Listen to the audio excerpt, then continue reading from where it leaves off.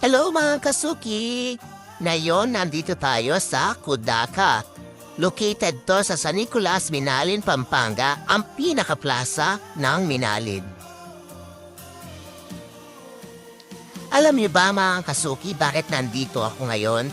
Dahil wala kaming ulam, di ba? At eto na nga, bumili na lang kami ng yempo mga kasuki. Dahil ang manok, sobrang tagal dahil ang daming nakapila. Halos yata wala silang ulam ngayon mga kasuki, kaya nagpuntahan na lang sa Kudaka. Siguro nagtataka kayo mga kasuki bakit wala kaming ulam ngayon. Kasi po kayo ng umaga, sobrang busy namin, may repacking kami ng 120 pieces po. Sa susunod na vlog ko, abangan niyo yon mga kasuki kung ano yon. Tapos kaninang hapon naman mga kasuki, pupunta naman ako sa San Fernando, namili naman ako ng mga stock natin. Kaya ito ang resulta, wala tayong ulam, di ba mga kasuki? Alam niyo ba mga kasuki, ang binili natin na yempo, isa halagang 200 pesos lang.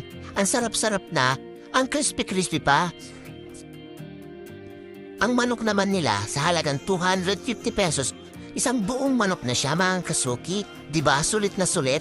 Ang mahal-mahal ng manok ngayon pero sa kanila, ang mura lang ng mga manok, diba? Kaya ano pa ang ginagawa nyo? Pumunta na kayo at bumili na kayo na may dinner nyo. Kaya ako, kakain na ako kasi nagugutom na ako. Let's eat na. God bless. Bye!